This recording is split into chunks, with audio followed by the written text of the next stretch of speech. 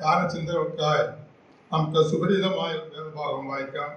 തിമോഥെയോസിന്റെ 1-ാം ലേഖനം 2-ാം അധ്യായത്തിന്റെ 5-ാമത്തെ വാക്യമാണ്. ദൈവം ഒരുവനല്ലോ, ദൈവത്തിനും മനുഷ്യർക്കും മധ്യസ്ഥനും ഒരുവൻ, എല്ലാവർക്കും വേണ്ടി മറുവിലയായി തന്നെത്താൻ കൊടുത്ത മനുഷ്യനായ ക്രിസ്തുയേശു തന്നെ. ലേഖനകർത്താവ് ഇവിടെ ഒരു മധ്യസ്ഥനെ നമ്മുടെ മുൻപാകെ വരച്ചു കാണിക്കുകയാണ്. എന്തിനാണ് ഒരു മധ്യസ്ഥൻ? നമുക്കറിയാം, രണ്ടുപേർ തമ്മിലുള്ളതായ ബന്ധം നഷ്ടപ്പെടുമ്പോൾ അവരെ തമ്മിൽ യോജിപ്പാനായിട്ട് അത് ഒരു മധ്യസ്ഥൻ, അവരെ തമ്മിൽ നിരപ്പിപ്പാനായിട്ട് ഒരു മധ്യസ്ഥൻ, അവിടെയാണ് ഒരു മധ്യസ്ഥന്റെ ആവശ്യം വരുന്നത്. ഗലാത്യ ലേഖനം 3-ാം അധ്യായത്തിന്റെ 20-ാം വാക്യത്തിൽ നാം വായിക്കുന്നത് ഒരുവൻ മാത്രമാണെങ്കിൽ മധ്യസ്ഥൻ വേണ്ട. എന്നാൽ ഇയ്യോബ്, പഴയ നിയമഭക്തനായ ഇയ്യോബ് തന്റെ കഷ്ടതയുടെ പാഠത്തിൽ പറയാണ്, ഞങ്ങൾ ഇരുവർക്കും ദൈവത്തിനും, ദൈവമാണ് അവനെ ഇതൊക്കെയും അനുവദിച്ചത്, പിശാചിന് അനുവാദം കൊടുത്തത് അവനെ ഇത്തരത്തിലുള്ളതായ അനർത്ഥത്തിൽ കൂടെ കടത്തിവിടുവാനായിട്ട്. എന്നാൽ ഞങ്ങൾക്ക് ഇരുവർക്കും നടുവിൽ ഒരു മധ്യസ്ഥനുമില്ല. ഞങ്ങളുടെ കാര്യങ്ങൾ തീർക്കുന്നതിന്, എന്റെ കാര്യം തീർക്കുന്നതിന് മധ്യസ്ഥനുമില്ല. യോബിന്റെ 9-ാം അധ്യായത്തിൽ, യോബിന്റെ പുസ്തകം 9-ാം അധ്യായത്തിൽ നമുക്ക് വായിക്കാനായിട്ട് കഴിയും. എന്നാൽ അവനെ ആശ്വസിപ്പാനും അവനോട് സഹതപ്പാനും ഉണ്ടായ അവന്റെ 3 സ്നേഹിതന്മാരിൽ ഒരുത്തനായ ഏലിഹു പറയുന്നത്, മനുഷ്യനോട് അവന്റെ ധർമ്മം അറിയിക്കേണ്ടതിന്, എന്താണ് നല്ലത്, അതാണ് തീയത് എന്ന് അറിയിക്കേണ്ടതിന് വേണ്ടി 1000-ൽ അത് യോബിന്റെ പുസ്തകം 33-ാം അധ്യായത്തിന്റെ 23-ാമത്തെ വാക്യമാണ്. 1000-ൽ മധ്യസ്ഥനായ ഒരു ദൂതനുണ്ടെന്ന് വരികിൽ അവനും ആഗ്രഹിക്കുന്ന ഒരു മധ്യസ്ഥനാണ് കാര്യങ്ങൾ തീർപ്പാനായിട്ട്. എന്നാൽ അത് അസാധ്യമാണ്. ഓരോ പുത്രന്മാർ തങ്ങളുടെ ധ്യാനത്തിൽ പറഞ്ഞു, അത് അസാധ്യമാണ്, അതൊരിക്കലും കഴിയാത്തതാണ്. അത്രമാത്രം വലിയ വിലയാണ് ആ മധ്യസ്ഥൻ കൊടുക്കേണ്ടി വന്നത്. തിമോഥെയോസ് ലേഖനത്തിൽ നാം വായിക്കുന്നത്, എല്ലാവർക്കും വേണ്ടി മറുവിലയായി കൊടുപ്പാൻ, അതാണ് ഒരു മധ്യസ്ഥനുള്ളതായ ഏറ്റവും വലിയ യോഗ്യത എന്ന് പറയുന്നത്. എല്ലാവർക്കും വേണ്ടി മറുവില കൊടുക്കണം. ഈ ലോകത്തിലെ സകലമായ ജനത്തിനു വേണ്ടി മറുവില, വീണ്ടെടുപ്പില കൊടുക്കാനായിട്ട് നാം പാട്ടുകാരനോട് ചേർന്ന് ആദ്യമേ പാടി, ദൈവ മനുഷ്യനെ നീ വാഴുക എന്നുള്ളത്. എന്താണ് ഈ ദൈവ മനുഷ്യൻ? ദൈവം മനുഷ്യനായിട്ട് ഇറങ്ങി വന്നു ഈ ഭൂമിയിലേക്ക്. നമ്മുടെ സാധാരണ ബുദ്ധിക്ക് അത് ദഹിപ്പാൻ, അത് ഉൾക്കൊള്ളുവാൻ പ്രയാസമാണ്. സകലത്തിന്റെയും ഉടയതാവ്. തിമോഥെയോസ് ലേഖനം വായിക്കും, ധന്യനായ ഏകാധിപതി, രാജാതി രാജാവ്, കർത്താതി കർത്താവ്, താൻ മാത്രം അമൃത്യമുള്ളവൻ, മനുഷ്യരാരും കാണാത്തവൻ, കാണാൻ കഴിയാത്തവൻ, അടുത്തുകൂടാത്ത വെളുത്തിൽ വസിക്കുന്നവൻ, ഇങ്ങനെയുള്ളതായ ദൈവം മനുഷ്യനായി തീർന്നു എന്ന് പറയുന്നത് നമ്മുടെ ബുദ്ധിക്ക് അത് ഉൾക്കൊള്ളുവാൻ പ്രയാസം. എന്തിനാണ് അവൻ മനുഷ്യനായി തീർന്നത്? എല്ലാവർക്കും വേണ്ടി മറുവില കൊടുപ്പാൻ, എല്ലാവർക്കും വേണ്ടി അത് വീണ്ടെടുപ്പ് വില കൊടുക്കാനായിട്ട്. ഈ ഭൂമിയിലെ ലോകത്തിലെ സർവ്വ പൊന്നും വെള്ളിയും എല്ലാം കൊടുത്താലും ആദ്യമായി നമ്മളെ വീണ്ടെടുക്കാനായിട്ട് കഴിയില്ല. എന്നാൽ നമ്മൾ വീണ്ടെടുത്തത് കുഞ്ഞാടിന്റെ വലിയ രക്തം കൊണ്ട് മറുവില കൊടുത്തത്.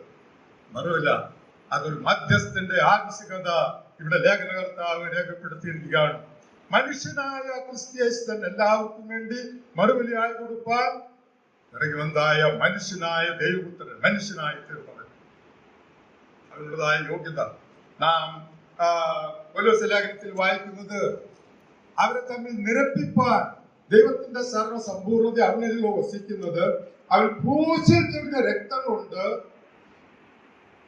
അതിന്റെ 1-ാം അധ്യായത്തിന്റെ 20-ാമത്തെ വാക്യം, അവൻ സമാധാനം ഉണ്ടാക്കി, ഭൂമിയിലുള്ളതോ സ്വർഗത്തിലുള്ളതോ സകലവും അവനെ കൊണ്ട് തന്നോട് നിരപ്പിപ്പാനും ദൈവത്തിന്റെ പ്രസാദം തോന്നി. മധ്യസ്ഥന്റെ ശുശ്രൂഷയാണ് അവിടെ. തന്നോട് നിരപ്പിപ്പാൻ, രണ്ടുപേരെ നിരപ്പിപ്പാൻ, അകത്ത് പോയിട്ട് രണ്ടുപേരെ നിരപ്പിപ്പാൻ ദൈവത്തിന്റെ പ്രസാദം തോന്നി. മുൻപേ ദുഷ്പ്രവൃത്തികളാൽ മനസ്സുകൊണ്ട് അകന്നവരും ശത്രുക്കളുമായിരുന്നു നമ്മെ അവന്റെ മുൻപാകെ വിശുദ്ധരും നിഷ്കളങ്കരും കുറ്റമില്ലാത്തവരുമായി നിർത്തേണ്ടതിന് അവൻ ഇപ്പോൾ തന്റെ ജഡശരീരത്തിൽ തന്റെ മരണത്താൽ നിരപ്പിച്ചു. ആ മധ്യസ്ഥൻ ചെയ്യുന്ന ശുശ്രൂഷയാണ് തന്റെ മരണത്താൽ നിരപ്പിച്ചു എന്നുള്ളതാണ്. ആ മധ്യസ്ഥ ശുശ്രൂഷയുടെ ഏറ്റവും പ്രധാനമായിട്ടുള്ളതായ അതിന്റെ അവസ്ഥ എന്നുള്ളത്, അതിന്റെ അടിസ്ഥാനം എന്നുള്ളത് ദൈവം നമ്മോട് കാണിച്ചതായ സ്നേഹമാണ്. ലോകസ്ഥാപനത്തിന് മുൻപ് അവൻ നമ്മെ സ്നേഹിച്ചു. റോമാലേഖനം 5-ാം അധ്യായത്തിലേക്ക് കടന്നു വരുമ്പോൾ ബലഹീനരായ നമ്മെ, റോമാലേഖനം 5-ാം അധ്യായം അതിന്റെ 6-ാമത്തെ വാക്യം അവിടെ നാം ഇങ്ങനെയാണ് വായിക്കുന്നത്. നാം ബലഹീനരായിരിക്കുമ്പോൾ തന്നെ ക്രിസ്തു തക്ക സമയത്ത് അഭക്തർക്ക് വേണ്ടി പാപികൾക്ക് വേണ്ടി മരിച്ചു. അതാണ് നാം വായിക്കുന്നത്. നാം പാപികളായിരിക്കുമ്പോൾ ക്രിസ്തുവോ നാം പാപികളായിരിക്കുമ്പോൾ ക്രിസ്തു നാം തക്ക സമയത്ത് നമുക്ക് വേണ്ടി മരിച്ചു. നാം പാപികളായിരിക്കുമ്പോൾ തന്നെ നമുക്ക് വേണ്ടി അവൻ മരിക്കുകയാൽ ദൈവം നൽകുന്ന മോളുതായ സ്നേഹത്തെ പ്രദർശിപ്പിക്കുന്നു. അവിടെയാണ് അതിന്റെ അടിസ്ഥാനം. ദൈവസ്നേഹം അതാണ് മധ്യസ്ഥം ചെയ്തതായ വലിയ പ്രവൃത്തി.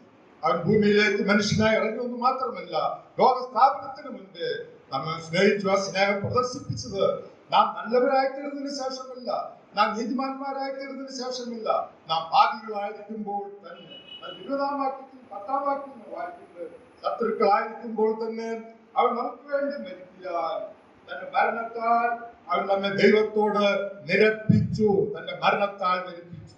നിരുന്ന ശേഷം നിരപ്പിച്ചെങ്കിൽ നിരുന്ന ശേഷം നാം അവന്റെ ജീവനാൽ എത്ര അധികമായി രക്ഷിക്കപ്പെട്ടു. ഈ മധ്യസ്ഥൻ മനുഷ്യനായിട്ട് ഇറങ്ങുന്നത് വെറുതെ അല്ല, മനുഷ്യനെയും ദൈവത്തെയും തമ്മിൽ അത് നിരപ്പിക്കുന്നതിന് വേണ്ടി ഇന്നും ആ ശുശ്രൂഷ തുടർന്നുകൊണ്ടിരിക്കുകയാണ്. എബ്രായലേഖനം 7-ാം അധ്യായത്തിൽ നാം വായിക്കുന്നത്, താൻ മുഖാന്തരമായി ദൈവത്തോട് അടുക്കുന്നവർക്ക് വേണ്ടി പ്രായശ്ചിത്തം ചെയ്യുവാൻ, മധ്യസ്ഥ ചെയ്യുവാൻ അവരിപ്പോഴും സദാ ജീവിക്കുന്നവനാകിയാൽ അവരെ പൂർണ്ണമായി രക്ഷിപ്പാൻ പ്രാപ്തനാകും. ഇന്നും അവൻ വർത്തമാന കാലത്തും അവൻ ആ ശുശ്രൂഷ ചെയ്തുകൊണ്ടിരിക്കുകയാണ്. റോമാലേഖനം 8-ാം അധ്യായത്തിലേക്ക് നാം കടന്നു വരുമ്പോൾ നാം അവിടെ ഇങ്ങനെയാണ് വായിക്കുന്നത്, ക്രിസ്തു യേശു മരിച്ചവൻ. ക്രിസ്തു യേശു മരിച്ചവൻ മാത്രമല്ല, നമ്മുടെ വായിക്കുന്നു ക്രിസ്തു യേശു മരിച്ചവൻ. ആ മരിച്ചത് എന്തിനു വേണ്ടിയിട്ടാണ്? പാപികളായ നമുക്ക് വേണ്ടി. റോമലേഖനം അതിന്റെ 8-ാം അധ്യായം 8-ാം അധ്യായത്തിന്റെ 34-ാമത്തെ വാക്യം, ക്രിസ്തു യേശു മരിച്ചവൻ, മരിച്ചിട്ട് ഉയർത്തെഴുന്നേറ്റവൻ തന്നെ. അവൻ ദൈവത്തിന്റെ വലത്ത് ഭാഗത്തിരിക്കുകയും നമുക്ക് വേണ്ടി പക്ഷവാദം എന്നുള്ളതിന് മധ്യസ്ഥത, ശരിയായിട്ടുള്ളതായ ഭാഷാന്തരത്തിൽ മധ്യസ്ഥ ചെയ്യുവാൻ അവൻ സദാ ജീവിക്കുന്നവനാകിയ പക്ഷവാദം ചെയ്തിരിക്കുകയും ഇപ്പോഴും ഈ വർത്തമാന കാലത്തും അവൻ ആ ശുശ്രൂഷ ചെയ്തുകൊണ്ടിരിക്കുകയാണ്. എന്തിനായിട്ടാണോ അവൻ മനുഷ്യനായിട്ട് ഈ ഭൂമിയിലേക്ക് ഇറങ്ങി വന്നത്? ആ ശുശ്രൂഷ കഴിഞ്ഞ 25 ഈ വർത്തമാന കാലത്തും അവൻ നമുക്ക് വേണ്ടി മധ്യസ്ഥ ചെയ്യും. അതുകൊണ്ടാണ് ഇന്ന് നമുക്ക് ദൈവത്തെ അബ്ബാ, പിതാവേ, അപ്പച്ച വിളിപ്പാനുള്ളതായ അവകാശം ലഭിച്ചത്. ഇന്ന് നാം അവന്റെ സന്നിധിയിൽ കൂടിയിരിക്കുന്നത്, നാം ഇപ്പോൾ പഠിച്ചുകൊണ്ടിരിക്കുന്നത് സത്യകൃപയിൽ നിലനിൽക്കണമെന്നുള്ളതാണല്ലോ. ആ കൃപയാൽ ഞാൻ ആകുന്ന കൃപയാലാകുമെന്ന് പത്രോസ് സത്യകൃപയിൽ നിലനിൽക്കണമെന്നുള്ളത് നാം പഠിച്ചുകൊണ്ടിരിക്കുന്ന വിഷയത്തുള്ള അവസരം. അതിനു വേണ്ടി നമ്മെ അർഹരാക്കി തീർത്തത് അവൻ മനുഷ്യനായി ഈ ഭൂമിയിലേക്ക് ഇറങ്ങുന്നത് മാത്രമാണ്. ഈ ചിന്ത നമ്മുടെ കർത്താവായ യേശുക്രിസ്തു മധ്യസ്ഥനായി നമുക്ക് വേണ്ടി നമ്മെ ദൈവത്തോട് നിരപ്പിച്ചുകൊണ്ട് നമുക്ക് ദൈവത്തെ സ്തുതിക്കാം, അവൻ ആരാധിക്കാം. കർത്താവിന് ഇന്നുമേലേക്ക് മുഖത്തുണ്ടാകട്ടെ.